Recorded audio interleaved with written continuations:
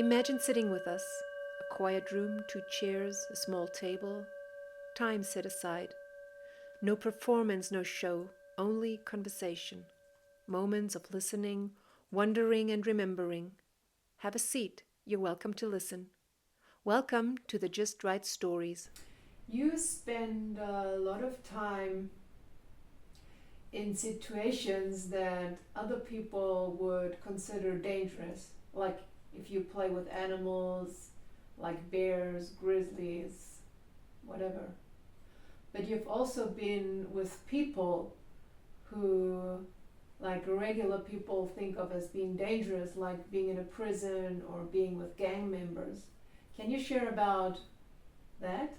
The crux of the matter of that took place in an experience I had with a prisoner in Pollsmoor Prison in Cape Town, South Africa.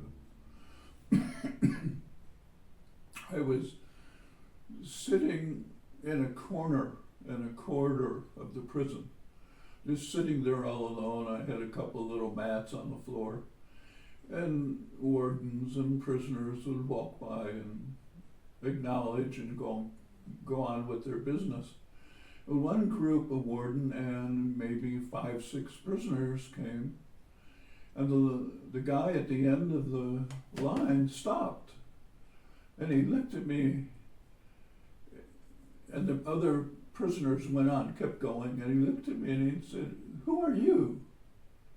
What are you doing here? You know who we are? We're murderers, robbers, rapists." And he was smiling, but he wasn't angry, he wasn't aggressive, he was just asking for information. Mm-hmm. And I looked at him and I motioned him forward. Mm-hmm. And he stepped on the mats. And of course, he would have no way of knowing if you step on my mat, I can tackle you. So without any other words, I tackled him. And so he and I rolled around on the mats, and he is roughly in his mid-20s. Mm-hmm. And we rolled around on the mats, and he had the biggest laughter the whole time. We were playing for a couple minutes, maybe 3 at most, and then he hurriedly got up and he shook and he said, okay, I get it, I gotta go. And he ran off to join the group. Mm-hmm. So what did he get? What was that about? Mm-hmm. It was about his question. Who are you? Mm-hmm. And he told me not who he was. He told me what he was. He was a prisoner. He had a certain kind of uniform on. Mm-hmm. But he couldn't identify what category I belonged to. You usually don't see a white guy sitting on the floor in the corridor of Pollsmoor Prison. Mm-hmm. So he had no idea. Who are you? Who am I? Well, the reality in that situation, so when I motioned him forward, I literally motioned him to step from one world, a prison, where everybody has categories. Mm-hmm. I mean, even categories have categories. Well, when he stepped on the blue mat, he wasn't in prison anymore. He was in the playground. And the categories didn't work. He was no longer a prisoner. He was no longer black. I'm no longer white. I'm no longer anybody. And in that space, without categories, we become what I call faces of God. We can play, we can laugh, we can be together in a way that we can't be outside the mats. And so that's the model. Mm-hmm. That's the crux of not only every single encounter with what we call dangerous people or Mm-hmm. dangerous situations, whether they're human or animal. They're dangerous because we maintain categories. Mm-hmm. Mm-hmm. A lion stays a lion, I stay a human being, that's potentially very dangerous. But if both of us give up categories, then we're in a wondrous world that we don't know about. We have to find out, we have to explore, we have to see what exists in that world. Mm-hmm. That's what really happens when I'm with street kids. I remember a situation in the Philippines. I was talking to a group of adult educators, and one of them said, well, can we see what it is you actually do? I said, yes, and I tried to think what could happen, and one of the educators left the room. And she came back maybe 20 minutes later with a group of kids. 4 or 5 small children, like 5, 6 years old, and 2 or 3 teenagers. And so I just got out of my chair and got right down on the floor and started moving toward the kids. The kids had no idea what they were coming to, and neither did the adults. Mm-hmm. So as I moved, the little kids kind of scurried around, ran around on my back, and they started to jump on me. Mm-hmm. Well, one of the teenagers, as a girl, maybe 13, 14 years old, jumped on my back too and started, we're all playing in the middle of the circle of educators sitting in chairs. And at one point, the teenage girl stood up and she looked at her friend who was standing outside the circle.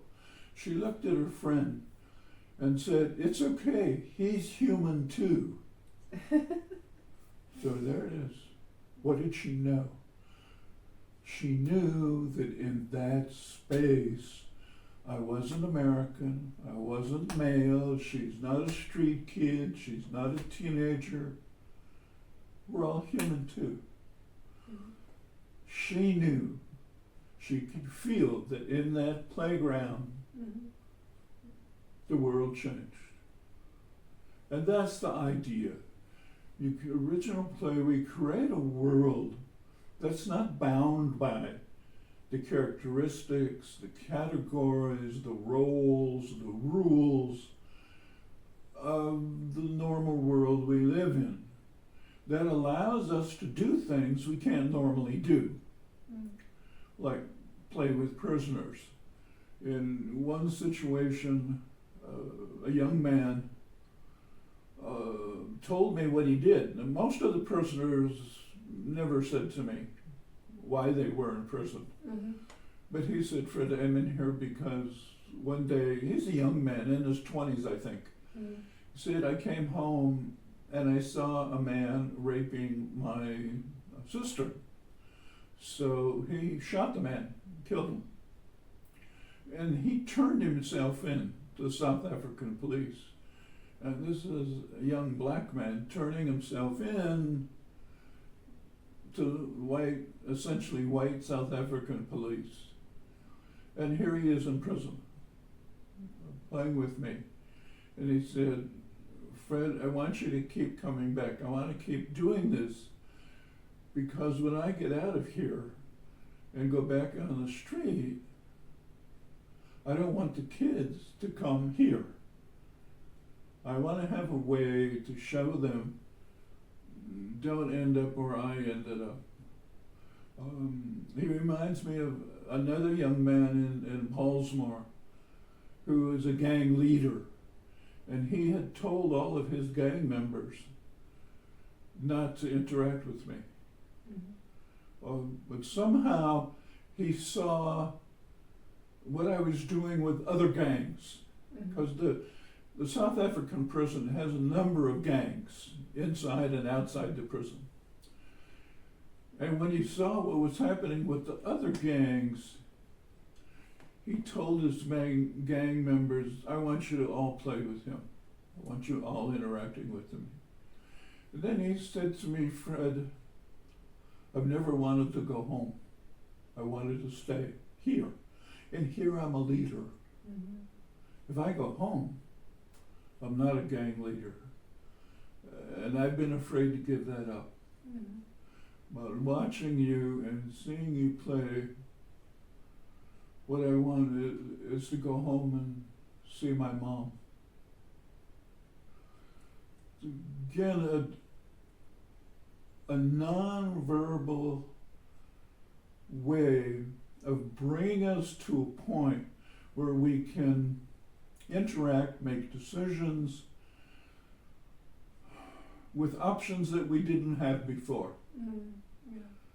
He was facing a very fearful situation. And he's going to keep himself safe. And the way he does that is stay in prison. Outside isn't safe for him. Mm-hmm. So he has to have a way, not just an idea. It's got to be more than an idea, more than a vision. It has to be a practice, something that he can embody on the street. Mm. That was true with all of these men and women, the street kids, the gang members, the men and women in prison, even the wardens in prison. Mm. After a number of visits, a warden said to me, "Will you teach us what you're teaching the prisoners, because we see a change?" Mm. And I said, "Yeah, we can do that." But and here's an example.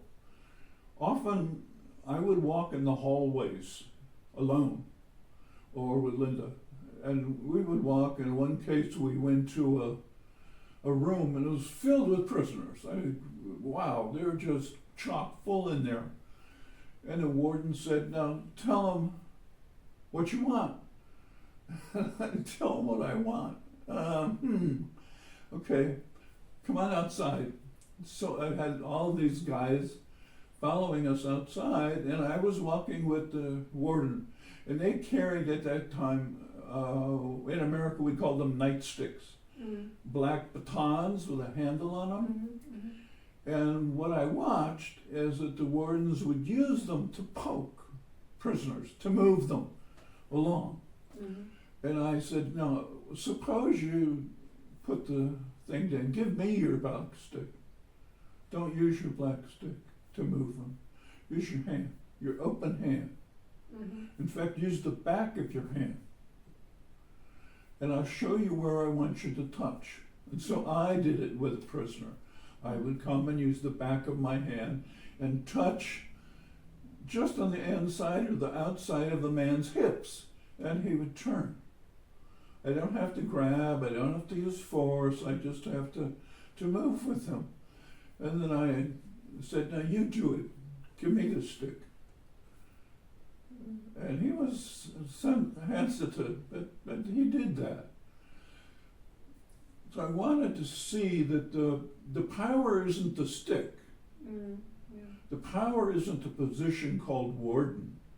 The power, as the one guy said, the power isn't gang leader. Mm. Those are all fake. Mm. And as long as we continue to live in the fake world, those are powerful. But they aren't as powerful as the source of power that original play is derived from. Mm. But people don't know that, they don't understand it, they don't believe it, they don't trust it. And so they have to show, don't tell. Yeah. And it has to be. Mm. Because the telling of it is, the fear is too inbred.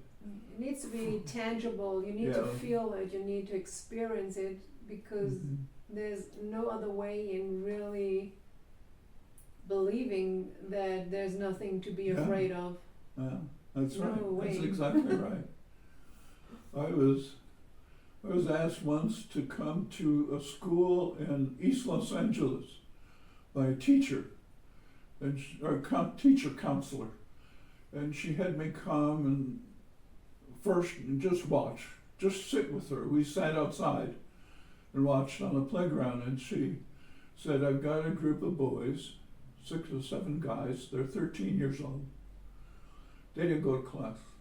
They come sit in my office all day. all the time.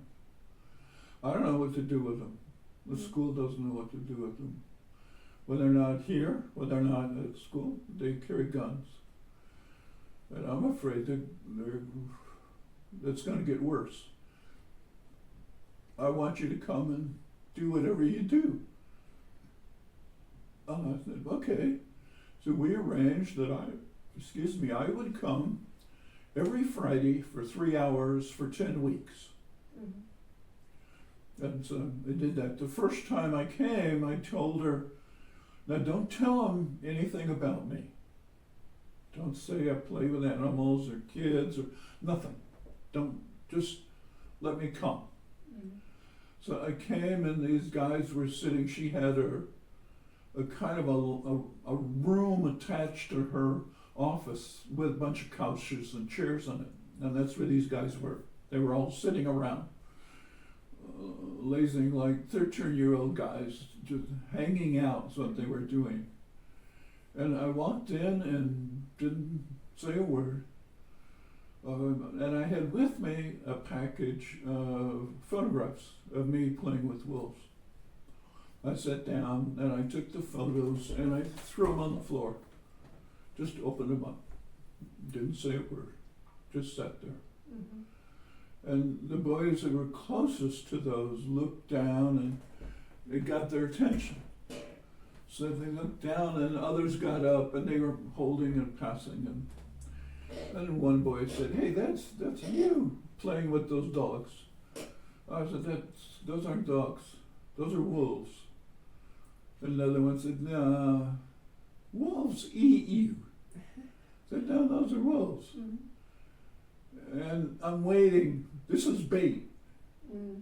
And I'm waiting for one question. Like a fisherman. Mm-hmm. Yeah. You just, and one of the boys said, how do you do that? I got him. They got the bait. So I said, come with me. Mm-hmm. So I took him outside the room, and outside of the counselor's office was another door that led to a small patch of grass. So I walked outside, and the guys were there all standing around me, and I got right down on my hands and knees. Didn't talk to them, didn't tell them anything. And while they're standing there, I started to push against their legs with my body, with my arms and they would back up, and I'm sure they're calling me names in Spanish that I don't understand. All of these guys are Hispanic. Mm-hmm. And it doesn't take very long, maybe 10 minutes. And one of the guys literally jumps on my back like he's 5 years old. Mm-hmm. And we start to wrestle. Really rambunctious. Mm-hmm. Another guys jump in. And before you know it, these guys are all wrestling around with me on this patch of grass. No language, I don't tell them anything about what we do. And it doesn't take that long and the hour's up. Or 3 hours, we were going to be there 3 hours. So by the time we get out there, we only had an hour, 45 minutes to. Mm-hmm. So she came, the counselor came and said, guys, you gotta stop. So we all stopped. And I said something like, see you next time, or something, not much. And they all left. And during the week, the next week, before the next Friday came, the counselor called me and said, Fred, I gotta share what's happened. The first guy who played with me, this most petite guy in the group, his name is Jose. And Jose stopped coming to her office. So she was worried that he's back on the street during school. So she called him. She said, Jose, where are you? And he said, I'm in class. And she said, what are you doing there? And he said, well, I listened to what Fred said about playing with wolves and playing with him I realized I didn't need to blame the teacher anymore. I blamed my parents. So I stayed in class. I thought, I didn't talk to him about responsibility or staying in class or being a good kid. I didn't talk to him about anything. Mm-hmm. She said, I don't know how you did that, but that's a miracle. So next week comes, the guys are kind of ready this time. So no photos anymore. I don't need any. We just get out there and we play the whole time. Mm-hmm. No talking. Mm-hmm. No. Comes the third time, fourth time, somewhere in there. We're playing and Jose stops the whole thing when we're playing, and he said, Fred, what do you want from us? Mm-hmm. What are you trying to tell us?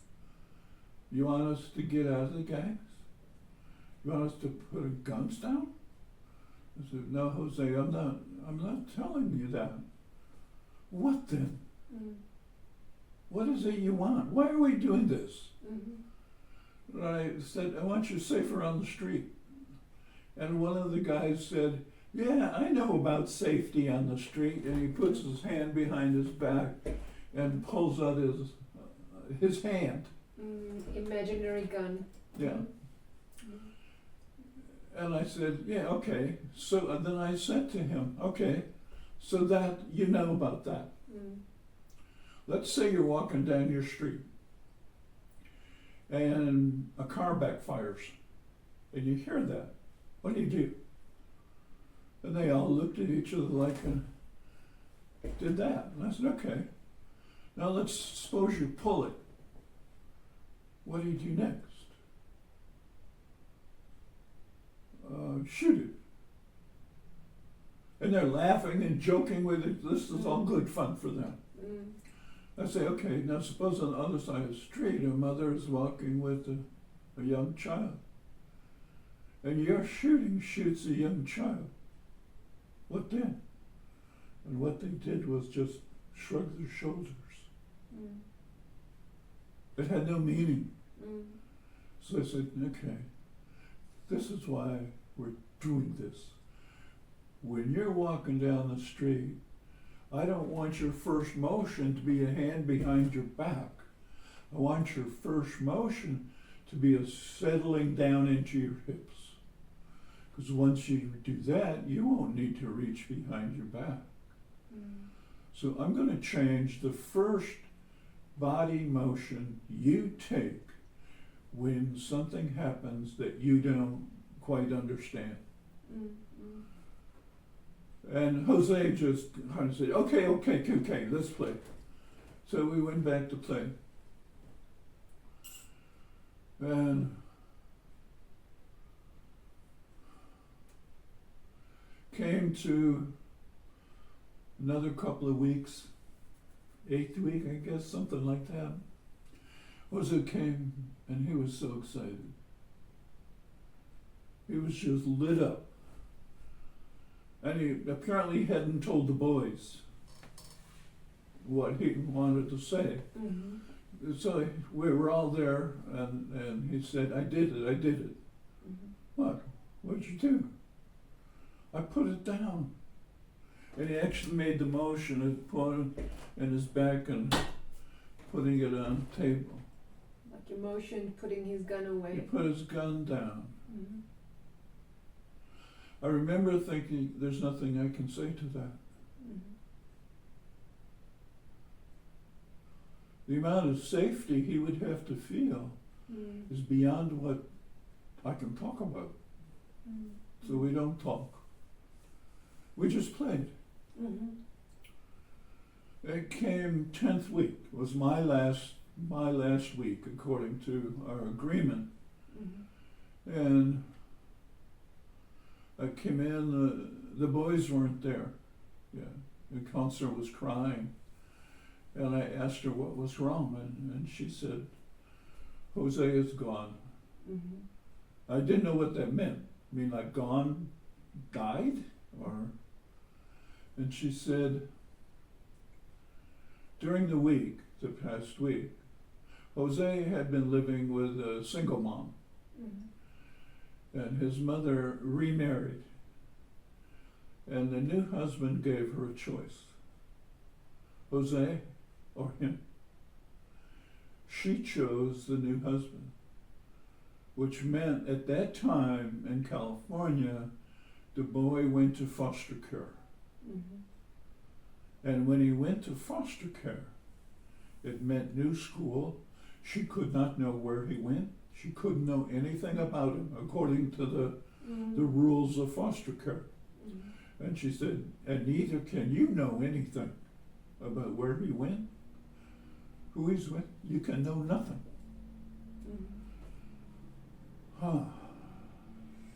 And she said, why do you do this? You know what happens to these guys. I said, yeah, I know all of that. But I also know that now Jose knows he has a choice. He can still reach for his gun. I didn't tell him not to. I didn't take that away. I replaced it. But he has to do that. And then the boys came. Somehow the boys, and the rest of them. And they knew just because of what goes on among them during the week that Jose wasn't there. And we played in, there was the biggest guy in the group was named Hector. Is named Hector. And when the first time we played, he wore, this is Southern California, around LA, in late spring, which means the temperatures could be in the 80s. He's wearing a leather trench coat, a black leather trench coat.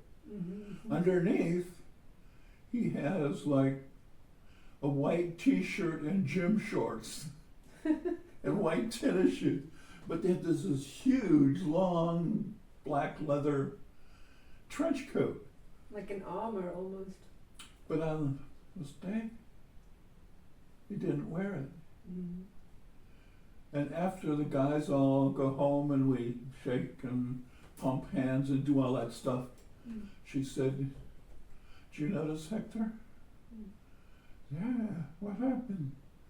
She said, "That trench coat he's been wearing ever since I've known him. That is his shield. That is his protection. And now he just took it off. No comments, no words, nothing. Just gone." So we see a pattern and all that, and it goes on and on and on with street kids in, it doesn't matter the language, whether I'm in Singapore, played with 45 different gang members in 3 hours, 15 kids an hour. And they all tried their martial arts on me. And none of it worked. And they say, and they speak English really well. So they would say, "What are you doing? How come?" I said, "When you guys do martial arts, this is about self-defense, right?" And they go, yeah, of course. I said, "I'm not doing self-defense. I'm doing self-disappearance." And they were all, they both wanted to know, but they said, So different. "I'm not trying to defend myself. Why would I do that?" Oh. And I said something like, to get with these guys, because they're all, I'm guessing, like 16. Was that on the Philippines? Was that on the Philippines? No, that was in Singapore. Oh. They were all, it appeared, I was told by their counselor that they were members of Chinese gangs. and they were pretty aggressive and violent outside of school. But inside of school, they weren't that way, but they still did not operate the way the school wanted them to be. So she asked me to come and interact with them and see. There was no aggression from them. I mean, they practiced their level of whatever martial arts they were practicing. But they weren't trying to hurt me. They were doing kind of exactly, they were doing their forms. But they couldn't do the forms because they don't respond in the way a typical martial artist responds. So they're left kind of not knowing what to do. In the not knowing what to do, we do the play. And they just needed a formlessness that could be enacted, that could be made into form, that countered and replaced the form that they were practicing. And then they could see, well, what's behind the form you're using? And then it gets to talk about what really are the martial arts, what is it you guys actually do? And then I came back the next year, and the principal of the school had changed, and he didn't want me to come. So I don't know what the counselor did. She didn't tell me what she did, but the 45 guys together went to the principal's office and said, we want Fred back.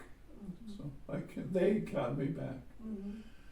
And at the end they made photographs of the whole group, and they wrote on the back, and wonderful things they wrote about feeling the difference between what I was doing and they were doing. So it really doesn't matter the situation, whether it's in a school with street kids, gang members, in a prison. There was a moment we were playing in the women's prison, and one of the women, after playing, we were just sitting talking. And she said, now I know I don't have to hit my children anymore. So we didn't talk to her about don't hit your kids. The experience of feeling not just a different physicalness, but a different emotion, a different spirituality that's behind the physicalness. That's where the information comes from.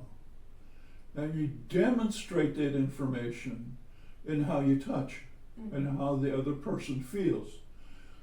So you create a bond, an environment of safety that can be felt. So regardless of how they come, how they feel, how they move, this encompasses that and replaces it. And without language, I playing in Brazil or Argentina or the Philippines, Namibia, South Africa. Most of the time I never knew the language of the kids that I played with. It didn't matter, because it wasn't about language. It's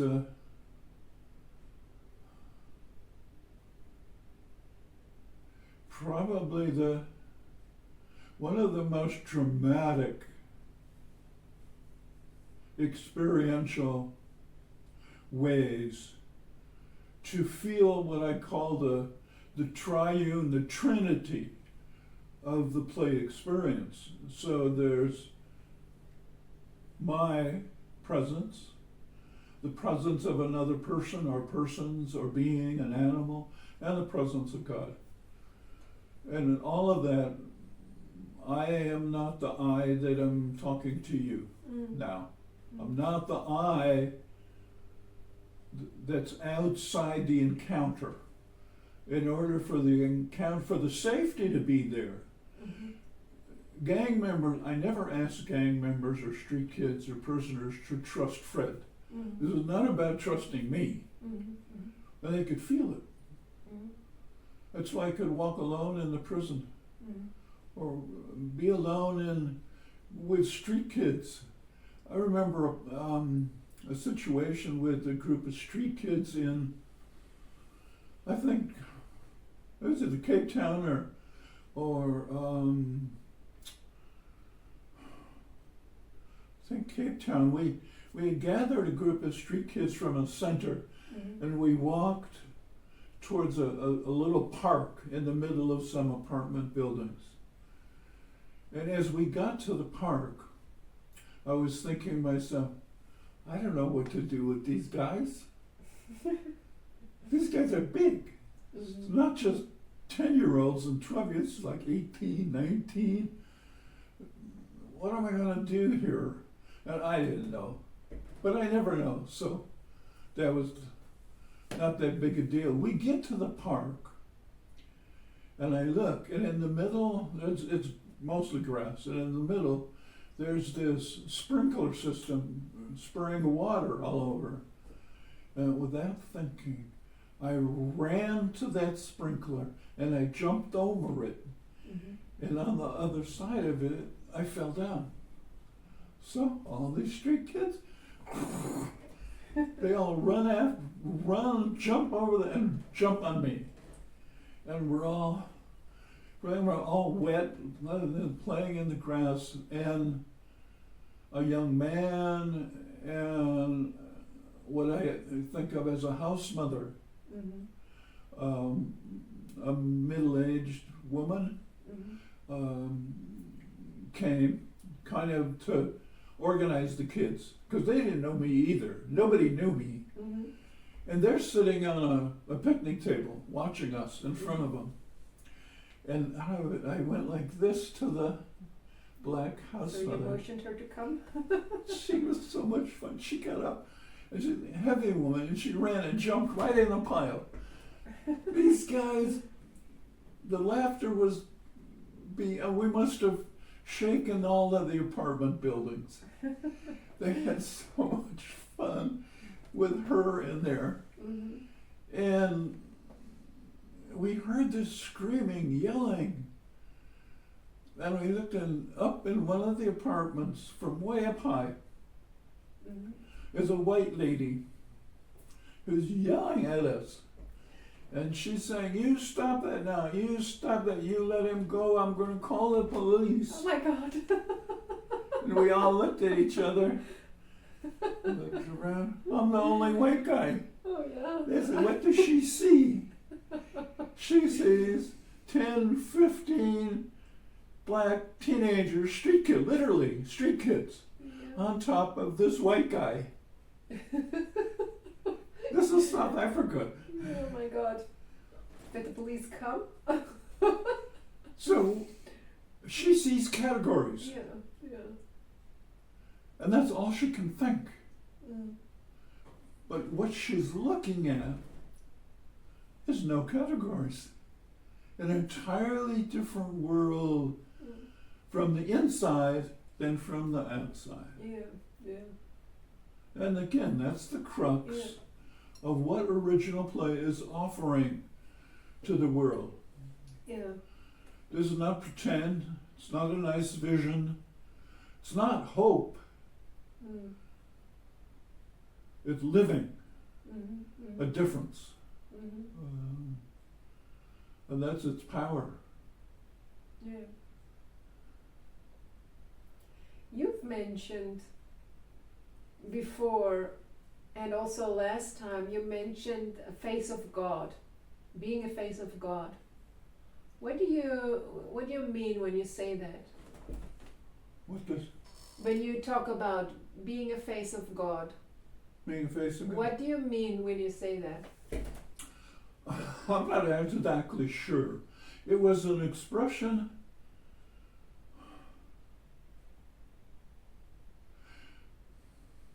I think I may have picked it up from Thomas Merton or Brother David Steindl-Rast.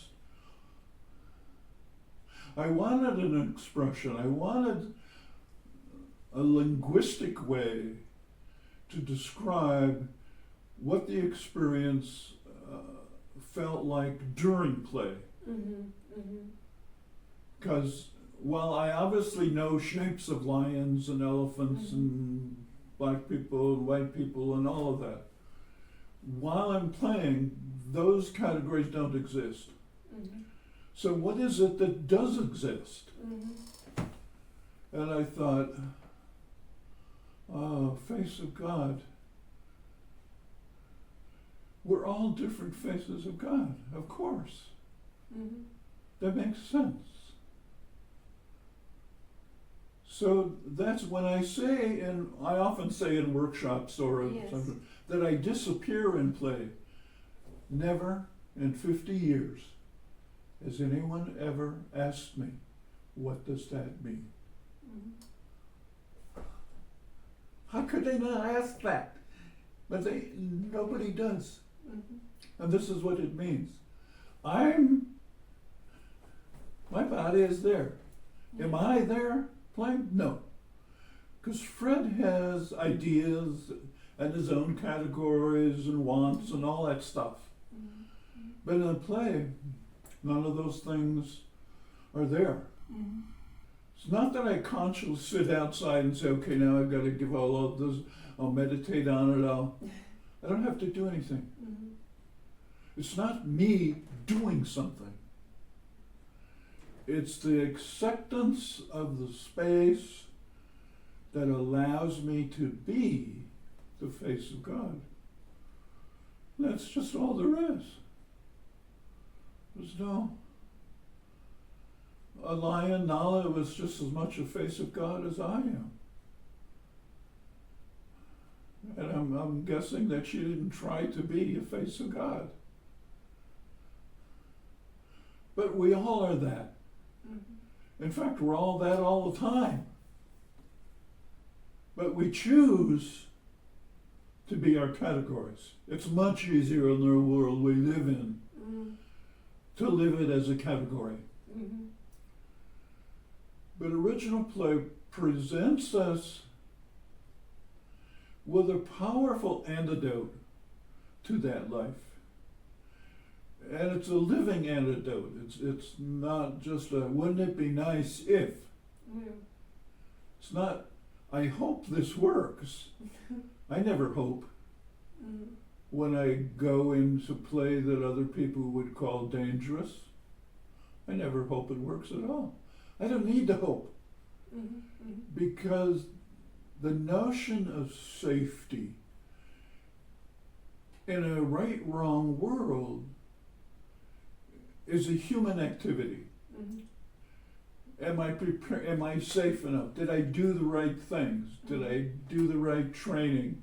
Do I know what I need to know? All I stuff. There is no I stuff in the safety of original play, because I am not in charge of safety. It can't be unsafe. It's just right. It's not right and wrong, it's just right. That's it. Period. And I don't have to make it that way. I accept it that way. And the wonderful thing, as in every story I've mentioned today, we have men and women, kids, who are not trying to be a face of God. We're not trying to do anything right. They weren't trying to do anything. They weren't told to do anything. But they stepped into it. And they stepped into a playground that they had no knowledge about. Jose didn't ask his counselor, is this white guy okay? Mm-hmm. He had no proof, no evidence that I was an okay white guy. Mm. The men in prison Mm. had a proof. If they asked the warden, who's that white guy? Oh, they didn't know. Mm. Nobody knew me. And that's important because it's not me who they need to know. Mm-hmm. Me gets in the way of knowing who they need to know. Mm. And if you don't, if you approach it in such a way that you don't advertise me and say, I'm here, this is me, and I'm bringing this to you, and so on.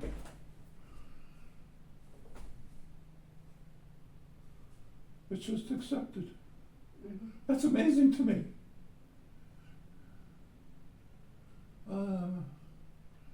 I would think, especially going into the prison, I had images of going in, you know, a white guy going into a prison, into the prison in South Africa. And if I kept to those images, I couldn't go in the prison. Mm-hmm. Because I would be a white guy. Mm-hmm. I know Linda and I, who helped me get into the prison. On our very first, I was going to the airport, and we stopped at Paulsmore. She must have had some kind of contact that I don't remember. And she had us meet with 3 levels of wardens in the prison. And we didn't have very long, because I had to go get a plane. And roughly, she spoke in Afrikaans to these guys, and then I briefly spoke about what it is I do. My expectation was, thank you for coming, and we'll go. No, thank you. I've tried it, and 2 American prisons have asked me to come Mm-hmm. on the phone. They asked you to come.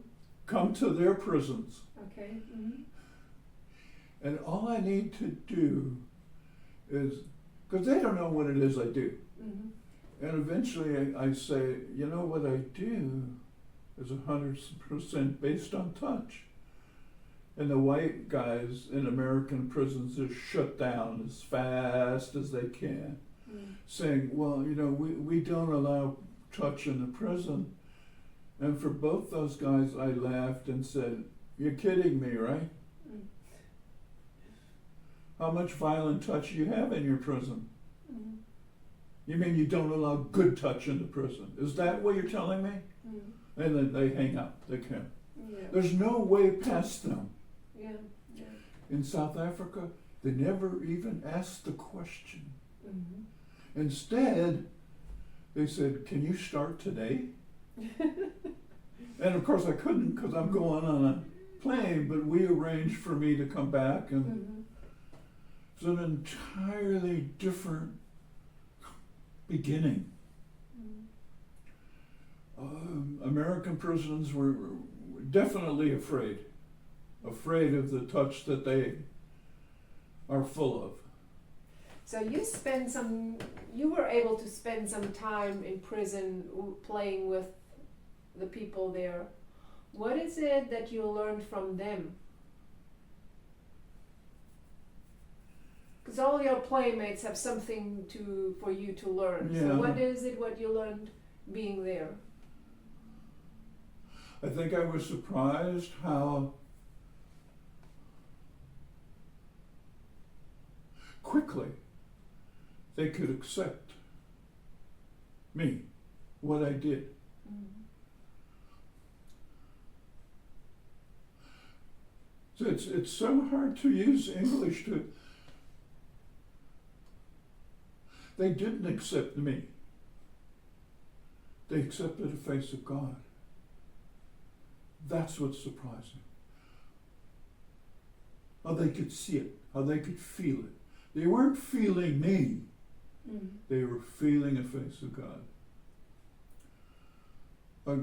One guy, on the very first time we went to the prison, and we walked into this courtyard, and the prison was on all four sides of us, and there were maybe 50 guys in this, and 2 or 3 wardens. And the warden brought us in there, and we're standing there. And he described to the 2 wardens who were there, and they looked at us like, "What?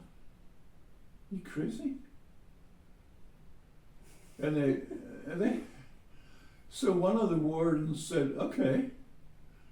He said, give the white guy 5 guys. And he went 1, 2, 3, 4, 5. Go with the white guy. So these 5 guys go out, and we're walking, Linda, the warden, myself, and these 5 prisoners. Just randomly picked guys. They were just randomly picked. Yeah, just random. So we're walking down a hallway. So the only place we could play at that point was a small, maybe 3 meters by 10 meters place of dirt, not grass, dirt, between the barbed wire fence and the building. That was it. There was no other place to play. So as we're walking to that, one of the prisoners walking next to me, and he said, "Where's the ball?" I said, "There's no ball." And he looked like, "What are we going to play?" "We're going to play, right?" I said, "Yeah." "No ball?" He said, "Yeah, I'll show you when we get out there." So we get out, and I have these 5 guys make a circle, sit in a circle.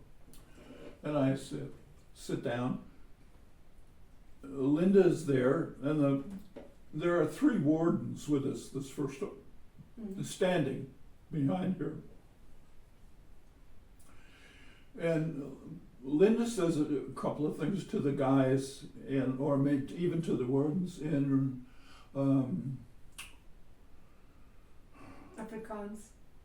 Afrikaans, yeah. And they listen to her, and she stops. And before, I don't say anything. I just go, "You, get in here." And they don't know, so he gets in, and I jump them. So, like, nobody knows. What the heck? And then I clap, and I said, "You come." So I get, and then And they all came. of you guys. They Oh really yeah, came. none of them. I mean, those are adults, aren't they? Yeah, these guys are 20s at least. Yeah. Maybe 18, 19, but they're not they're not younger teenagers. Yeah.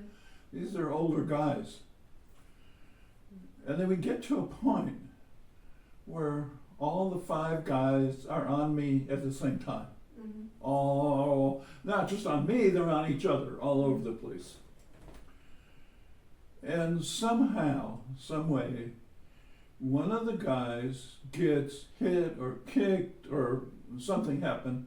They got hit in the groin. And he bent over, and we kind of stopped. And he crawled out of the circle. Now, the space is not very big. So he crawled out, and he sat in Linda's lap. Linda's a white South African lady. And he sat in her lap, and she's holding him. And we go and continue to play. Then after some minutes, he's okay. He comes back into the play, and we all play. On the way back we have to walk back and get in the door of the prison. We're all hugging each other. And then the guys go, and we say goodbye to them. And Linda and I got in the car. I said, what just happened?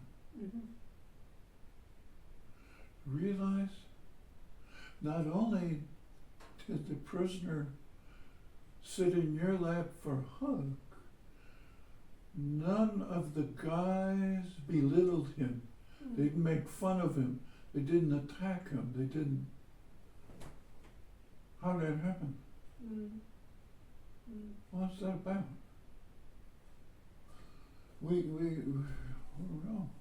Looking back on it now, what do you think happened?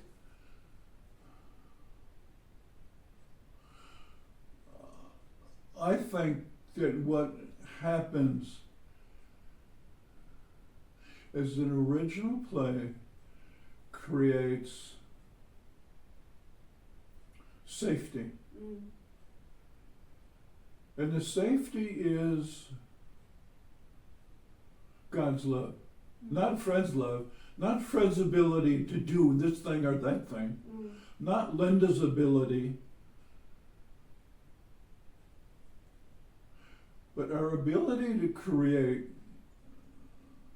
an environment that's both emotional, physical, and spiritual. It's absolutely safe. And in that framework, there is no good and bad. There is no other. It's just right.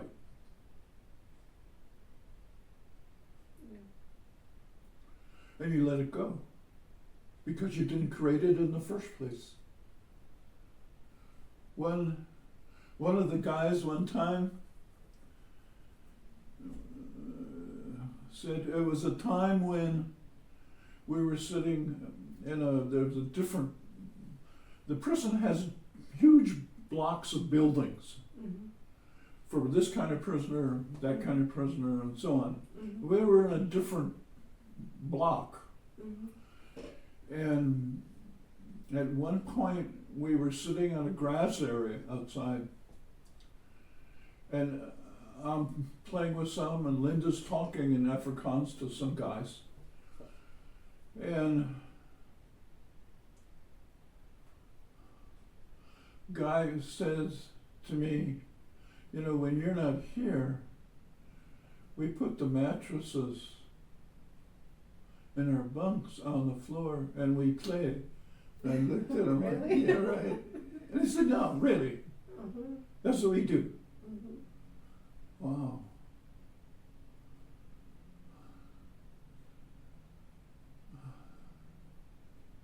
So they must really have felt something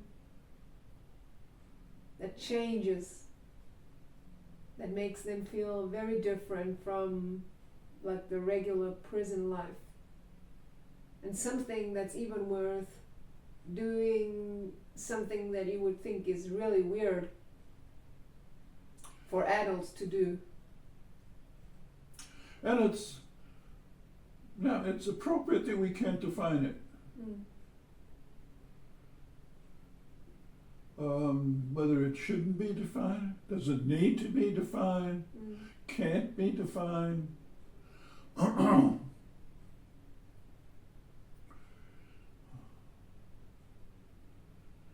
mean, if I'm right, if all these hundreds of experiences I've had over 50 years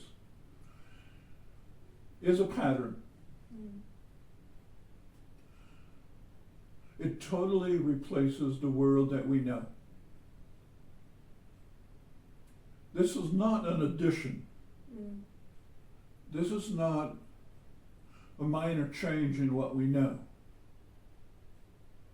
It's replacing the very fundamentals by which we live. How our education works, how our economics work, how our politics work, how our medicine works, how it all works. It's not that in the world we live in a world in which right and wrong are choices. I call it a Pontius Pilate world, in which we know what's right, but we do wrong. Over and over again, we do. We do wrong because we are afraid. Yeah. Yeah. The primary function of human beings in this world is to be afraid. That's the self-defense. That's fear is that feeling, emotion, response, system, out of which self-defense comes. That's what we believe. Well, this wipes the whole thing out, replaces it completely. So it's not that it gives you alternatives to keep you safe from fear, as it replaces fear entirely. And the replacement is God's love. And with that form of love, not Fred's love, not book love, not romantic love, not any kind of human love, not any kind of right and wrong. It puts you in a position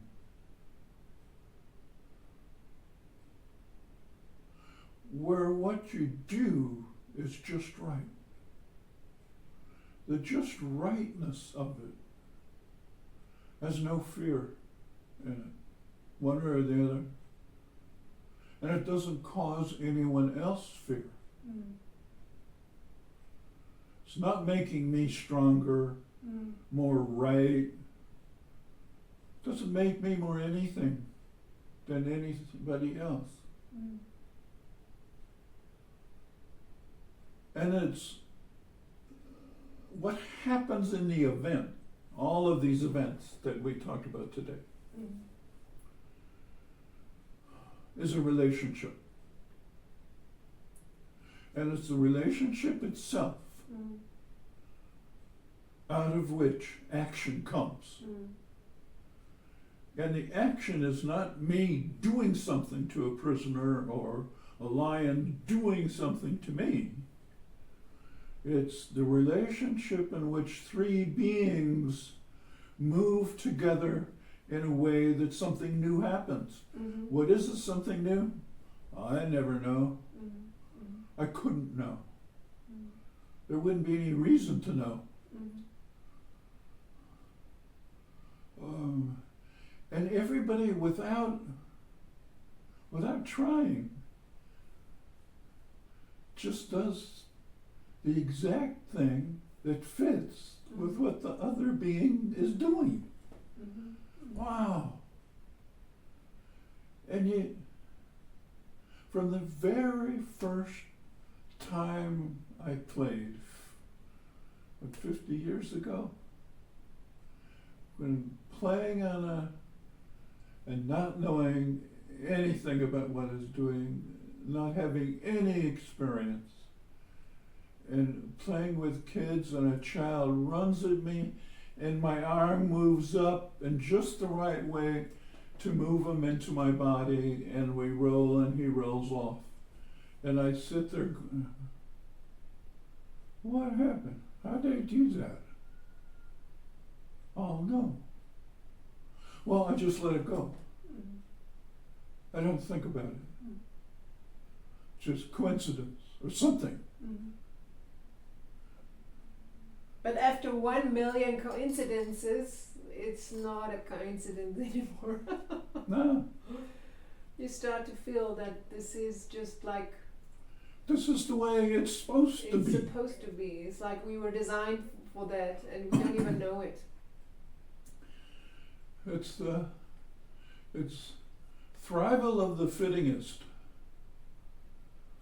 And that means all of us. Wow. And that becomes a wonderful, wondrous life. That's why JD at 4 years old could say, wow, this is the most marvelous thing. Can't get any better. Yeah, nothing gets any better than this. Wow. And he's right. He's actually right.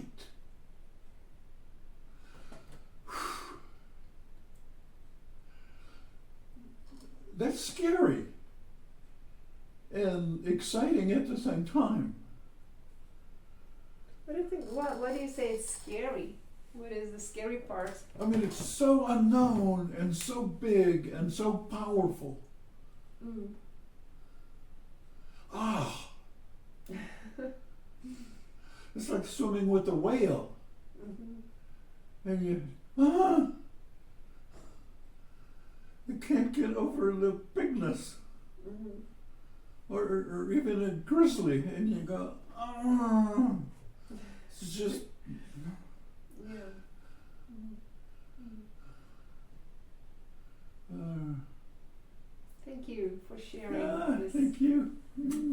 insight.